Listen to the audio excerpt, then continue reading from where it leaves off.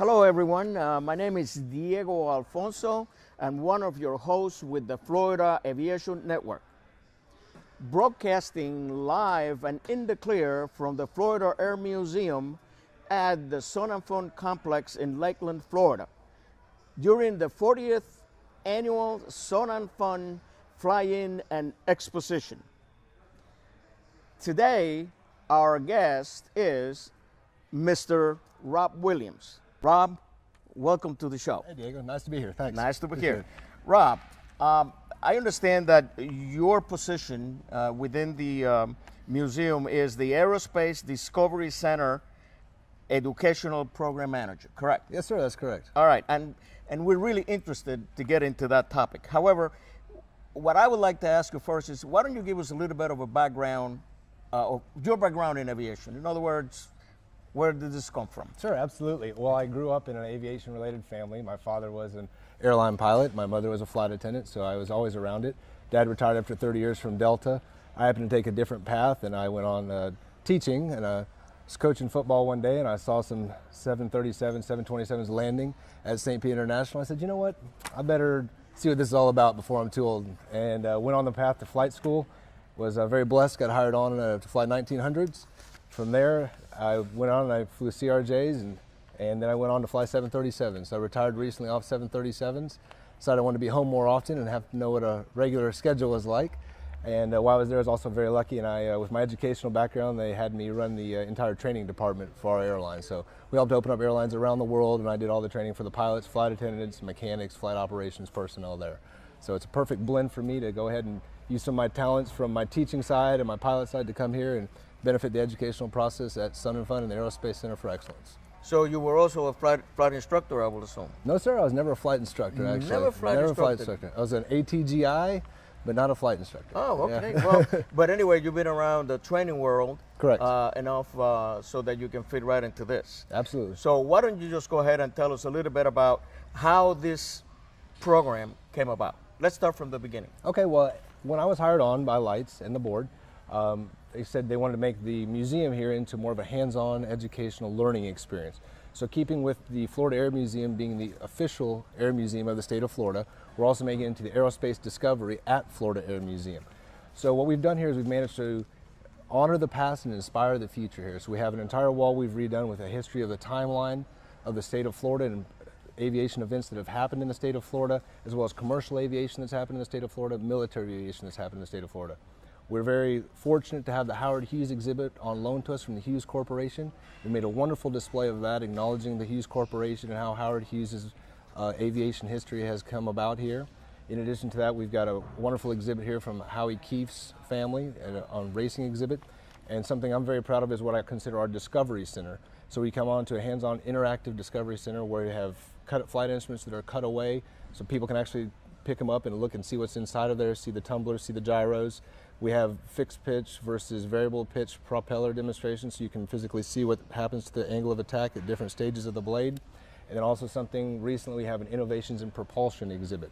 So we happen to have lots of different engines throughout history, and it details each one of them specifically. Our biggest addition to it's a Jupiter rocket that we just had in our museum here on loan. So that's one of the parts of the Aerospace Center for Excellence here. In addition, we have the Piedmont and Davis Centers that are down the way there. They're for our summer camps, and they have dorms housing at them. So we have summer camps for 7 to 12-year-olds and 11 to 18-year-olds in June and July. Also, the Bueller Restoration Skills Center is a hands-on lab where students can experiment around with restoring aircraft. You know, they just restored a Piper Cub. We're very fortunate, and JetBlue just gave us a $25,000 grant to go ahead and buy all the tools and machinery needed to get the P part of the A&P program for 3 of our partners at Central Florida Aerospace Academy, Travis, and at Polk State. So students come over here and get all their practical work done, and then after their 250 hours, they're very hireable for an employer. And in addition to that, we have a FedEx 727 out there we had donated to us from Federal Express, and we're in the process of turning that into a hands-on interactive classroom where people are going to be able to learn the correct startup procedures and physically throttle up on the plane. So that's something we're very proud of. The Crossfield building have classrooms in there, wood shop, and a prop cutting machine where you can have hands-on practical work. And latest edition is on Wednesday. We're going to have a dedication for the Graham Gates Library. The Gates Foundation left us a nice donation, and we turned that into an educational research library that can benefit people from all over the state here. So that's part of the Aerospace Center for Excellence. Okay, now let's say, what are the requirements to join the program? I mean, how does that work? The Aerospace Center for Excellence? Yes. The Aerospace Center for Excellence is open for anyone, so you can come in and you can enjoy it year-round, is what you can do. But that's part of our community outreach programs that we have here. The summer camps, for instance, is a sign-up on there with our education director, John Iskra. He does a fantastic job of that with our educational volunteers.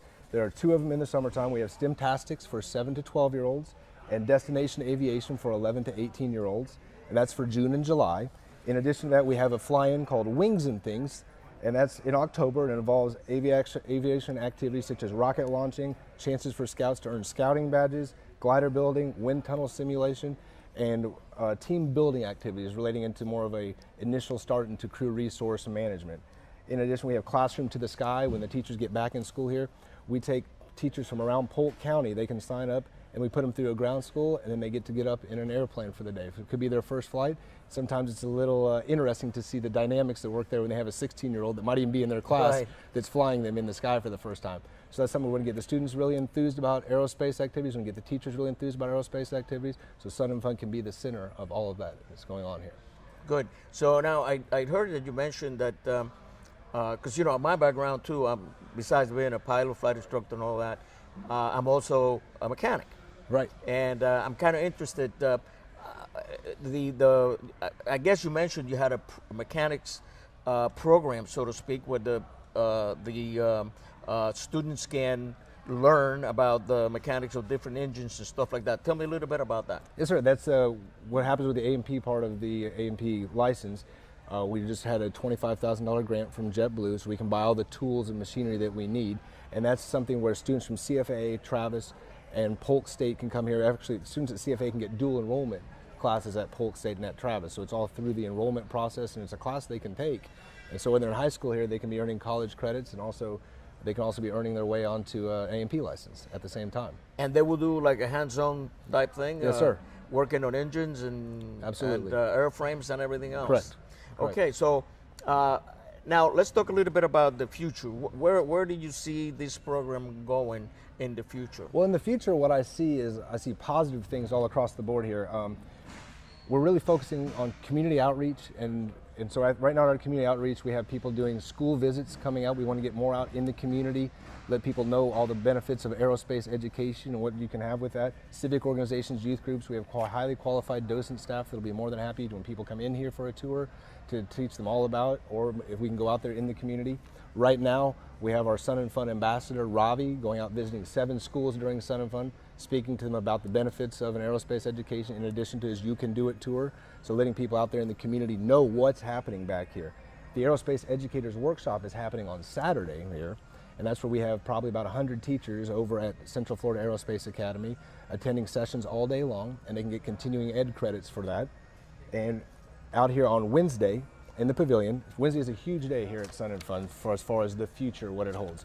So 18 schools out here from all around the southeast. As far south as Miramar, we've got Georgia Tech Institute of Technology coming out here, South Georgia Tech coming out here, and they're being a part of Education Day, and they're having 18 schools presenting their aerospace curriculum. I know Clearwater High School has a UAV program where they're building UAVs out there. I just learned about that the other day. Yeah, it's amazing to see what they're doing. So they'll be out there showing their programs and what they have going on in their schools, and they'll be getting presentations out there from Mosey, Zero G, the Smithsonian Air and Space Institution, and Captain Judy Rice and the Think Global flight will be out there presenting to them. Now, over here across the way in the museum, we have our first annual job fair. So I am happy to say we have 13 companies that are out here looking for jobs, looking for people to employ, and I have over 200 job seekers coming here to the museum. With the help of jsfirm.com, they've helped us to coordinate and arrange this job fair, first time ever job fair. And what JS Firm does is they're the fastest growing aviation network and a resume database. It's a free service to anybody who wants to use the service. 400 aviation companies across various sectors were surveyed, and 91% of them will be hiring this year in 2014, up from 85% in 2013. Skilled maintenance technicians are the highest in demand profession, and 78% of those employers that were surveyed are projecting growth in 2014. And so that's what I'm proud to say at Sun and Fun here. We want to be the center of that. People looking for jobs, being able to give them the training that they need, and then not only being able to give them the training, saying, hey, here's what you can do with your training. You can go out and you can find a job and you can be a better citizen out here for us. And in addition to that, not only we're helping them with the James Ray Memorial Scholarship. It's a scholarship right now available to Polk County students, and it pays for a certain percentage of their training, their flight training. And right now we've had 50 people in the pipeline going through flight training, and I believe over 20 private pilots as of today. So that's something we're all very proud of here. So we're taking them what they consider cradle to career. So we get them young, and we help them all along the way to getting their jobs. Well, I mean, I guess that's the way to do it, because we need to get them young. That's when they get motivated. And I go back to my early days, and the first time I saw an airplane up close, I mean, that was it for me. I mean, that's what I wanted to do. And I think this is just a great vehicle, you know, for young kids. I didn't know, however, that not only you get them, you make them interested in aviation, but you also facilitate some of the education and then the job placement. Yes, sir. And are there any requirements, special requirements, say for scholarship or job placement, or? Well, the scholarship, there are requirements listed on the website. I believe you have to have at least a 2.75 GPA, be a student in a Polk County schools, and then you can apply for the scholarship, and it's an application process that you go through when you're selected for the scholarship process. As far as the job fair goes, what we're having folks do is pre-register for the job fair. So I've been to job fairs before where they charge you hundreds of dollars to come into a job fair, and I've left disappointed before, being a job seeker. And being a hiring manager before, I've been disappointed with the quality of candidates I've found at places. So here I'm trying to marry the two together. I'm trying to cut the price down for somebody to come in, get a highly motivated people, so people that come to flying are already interested in flying at that point in time, and it's not going to cost them hundreds of dollars. It's going to cost them the price of admission to come in here, and then if they're qualified with what the companies are looking for, hopefully we can match them up and they can get out there in the workforce. So it's like I would like to think about that as a guidance counselor on steroids. There you go. Sounds good.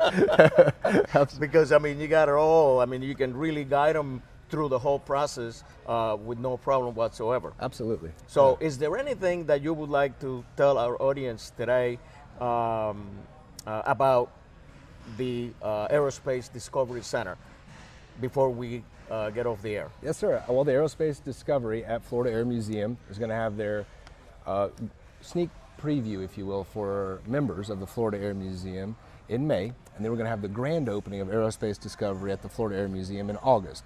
So it's going to be a renaming, if you will. It's not only going to be the Florida Air Museum, but it's going to be Aerospace Discovery at the Florida Air Museum, keeping with honoring the past and inspiring the future. So it's going to be an all-encompassing thing here, and it's just going to be a wonderful thing.